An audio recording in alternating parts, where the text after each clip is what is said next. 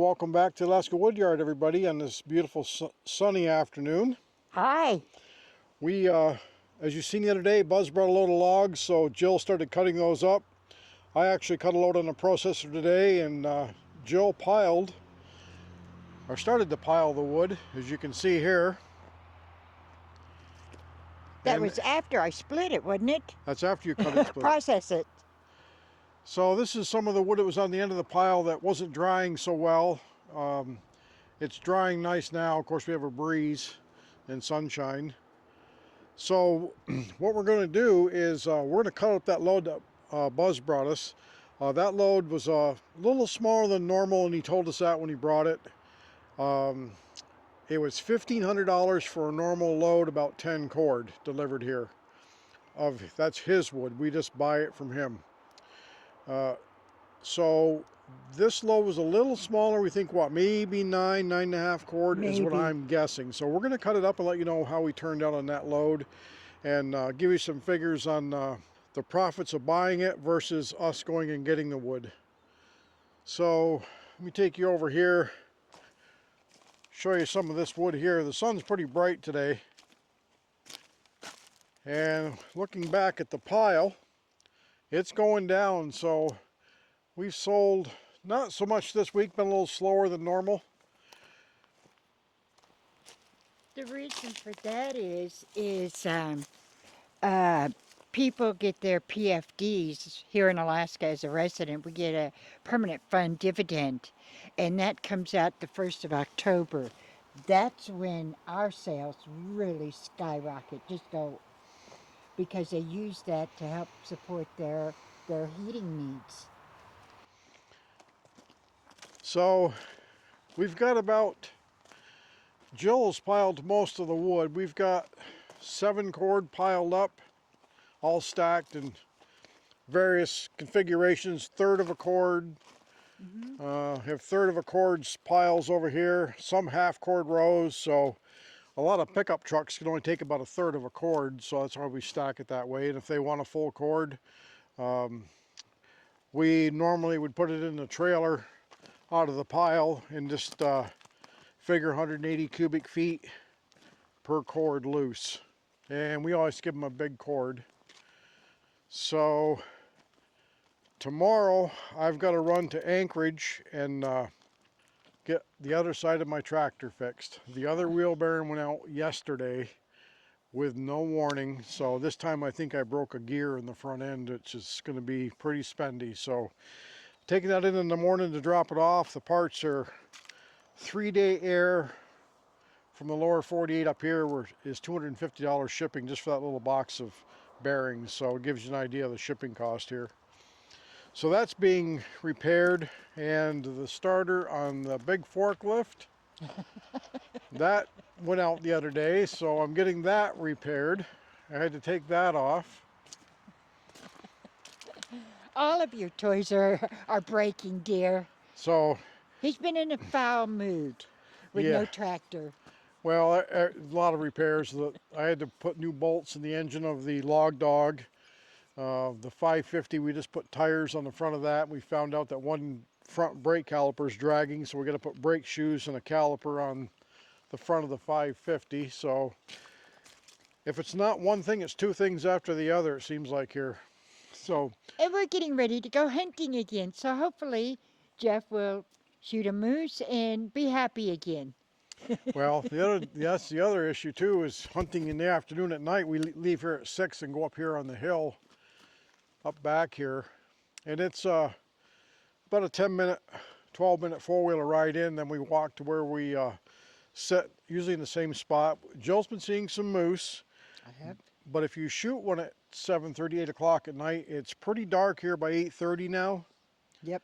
It's 4 or 5 hours to dress that animal and get it out. It's a lot of work, So I'm going to actually start hunting in the morning here the next couple days. So gives us a little more time to get the animal out and taken care of. So we process the wood right in, up the elevator, and into the back of the 550 dump truck. And if we can get a cord on, loose, and if we go all the way to the top and round it up, we can get 1.25 cords. Kind of gives us a good measure of how much wood we have in the yard. And some of you new to the channel, we do sell these super sacks of sawdust. We get this filled up, it's $30 a bag, and we sell it just as fast as we get it. So I was doing a little figuring today. As I said, Joe cut up a load in the dump truck, and I went over and dumped it, and she started stacking it, and then I cut up a load. So the tote is not quite full yet, so about 3.5 cords to 4 cords through the processor will fill one of these bags. So we're getting almost $10 a cord just for the sawdust.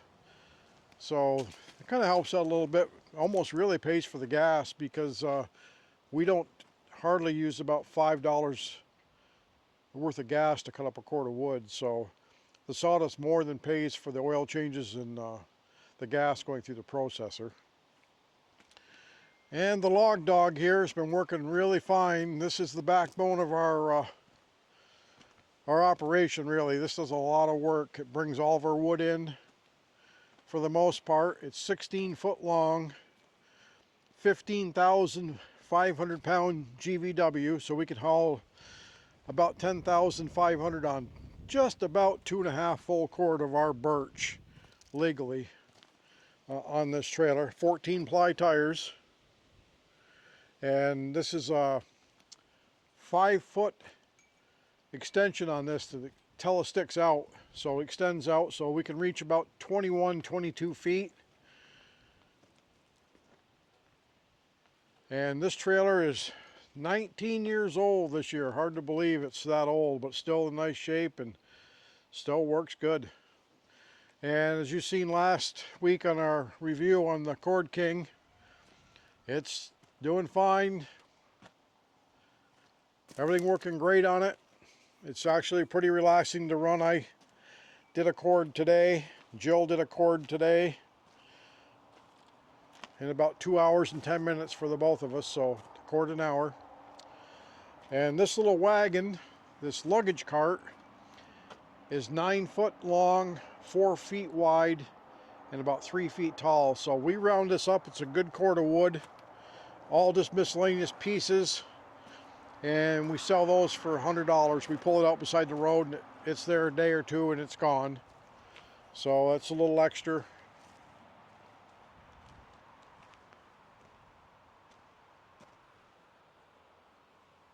And as you can see, maybe off in the distance there, the sun's kind of bright. The top of the mountains are starting to turn a little color. We're getting more and more yellow leaves are turning, and it won't be too long. There will be snow on the top of those mountains. Today we had 36 degrees this morning, September 17th, so it won't be long. In 2 more weeks here, it would be possible to have snow on the ground, believe it or not. It comes pretty quick. And I'll take you out here to the shop. We're doing pretty well on that. At night we get done hunting at 8:30. We get back here at the house and we'll go out and work in the shop for an hour, sometimes 2. Put up a few sheets of sheetrock.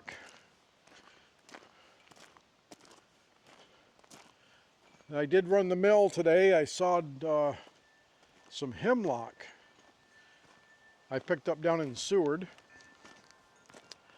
So here's the front of the shop.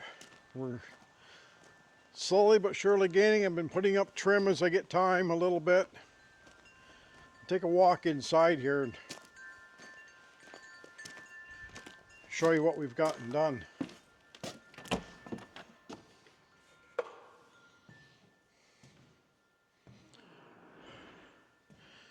So we are starting to get it sheetrocked, slow but sure. Just wanted to give you an update on that. Let's take you back here. This is going to be Jill's finishing room. So we get it all sheetrocked. We're going to have a door on this so she can put the finish on her bowls and all of her wood turning projects. She's pretty excited about getting in the shop.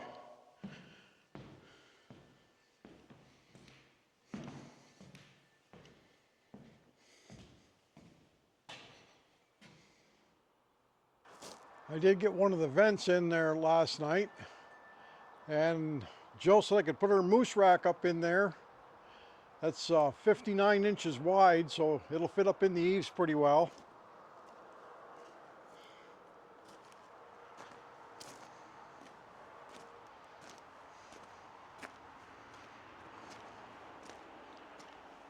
She still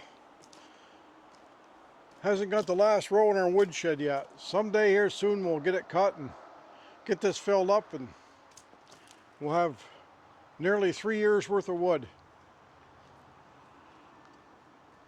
Jill's little hunting buggy, her little four-wheeler. So there's my real tree camo roofing siding. So I got the okay from the boss that I can use this on the little generator shack. So we have an older Onan 15 kW generator, and I'm going to put a little 9x9 building around this to keep it under cover, and I'm going to use that real tree camo for siding. I thought it was the neatest idea, and Jill didn't like it at first, but she finally came out yesterday and said, yeah, if you want to, go ahead and put it on. So I'm going to start that here in a couple weeks. So that'll be another little project to get going on. Give you a quick view of the yard here. Our Colorado blue spruce are doing good.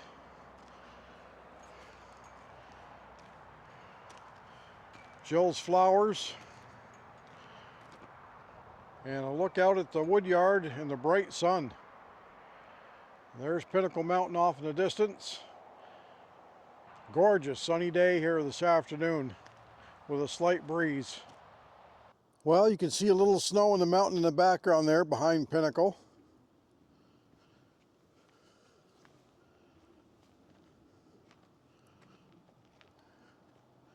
And we're getting some of our fresh cut wood piled up, as you can see. Take a walk over here to Jill's spruce bundling operation. And we have some dry kindling wood, scraps off the processor. Well, we'll take you over here to Jill's spruce cutting operation for her bundle wood. As some of you know, this is her 1949 Oliver, her Samurai Belfour 700 hydraulic driven buzzsaw. And she's got some beetle kill. I run this through the processor for her and dumped it over here the other day. And she's got a few rounds to split with her old 24 or 25-year-old box store splitter still working. Slow, but works. I can see her on her way over. I don't know what she's up to, because she doesn't even know what she's up to. How would I know? I think she's coming over here to clean up some bark chips. And she probably doesn't even know I'm here. Good morning, Miss Jill. Hi.